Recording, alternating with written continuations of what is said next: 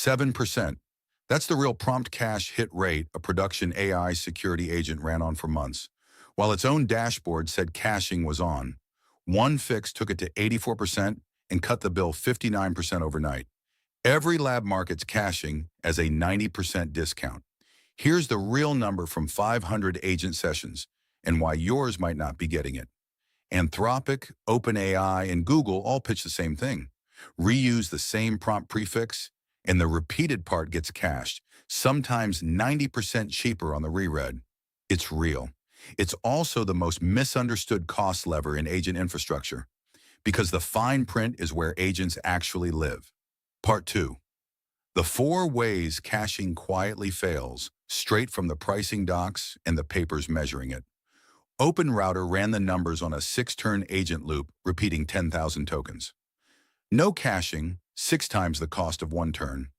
Cache plus sticky routing to the same provider. 1.75 times. Route randomly across providers on every turn, which is the default in most multi-provider setups, and you land at 2.25 times. Same cache, different router, 30% more spend. Even when caching works, it isn't free. Anthropic charges 0.1 times base price to read from cache, genuinely cheap. But writing to that cache costs 1.25 times for a 5-minute window, or 2 times for 1 hour. Cache something you only reuse once, and you paid 25 to 100% more than if you'd never cached it at all. Anthropic's own docs say it plainly. Prompts under the model's minimum length, as high as 4,096 tokens, cannot be cached, even if you mark them. No error, no warning. The only way to know is to check if cache read input tokens is stuck at 0. A July paper measured what happens when an agent just pauses. At 10 minutes idle with no keep alive ping, Anthropic's cache came back cold and 0 of 48 trials. Add 1 lightweight ping and it's 40 for 40. But ping too often and you're paying for it. Keeping a 100,000 token prefix warm costs $3.60 an hour at 30-second pings versus 45 cents an hour at the actual optimal interval. Same technique. 8 times the cost from a tuning knob nobody talks about. And that optimal interval isn't universal. The same pause pattern breaks even at 46 minutes on Anthropic, 36 on OpenAI and DeepSeek, and just 12 minutes on Google, because Google's cached reads cost more to begin with. Identical agent code. 3 different verdicts, depending only on which model you're calling. Part 3. What happens when you measure caching across real production agents, not a vendor's benchmark? So what does caching actually deliver at scale?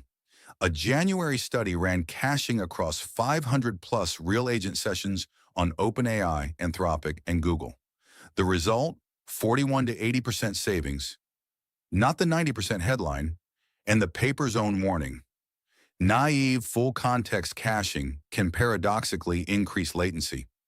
The lever that's supposed to only help can make your agent slower. It gets worse at the framework level.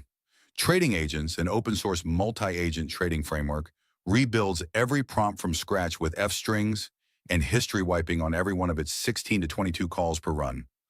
A GitHub issue filed in May puts its cache hit rate at approximately 0%. An estimated 30 to 40% of its total cost is caching that never had a chance to fire. Back to that security agent. The bug wasn't exotic. It was mutable working memory sitting inside the supposedly static cached prefix. So every step invalidated the whole thing. Moving that state out of the prefix took the hit rate from under 8% to 74% in a single deploy, climbing to 84 within weeks. Across the fleet, 9.8 billion tokens served from cache. One single task cached 91.8% of 67.5 million input tokens. That's not a caching feature. That's an architecture decision most teams never audit, and the ground keeps shifting under it. Every OpenAI model before GPT 5.6 wrote to cache for free. You had nothing to lose by trying.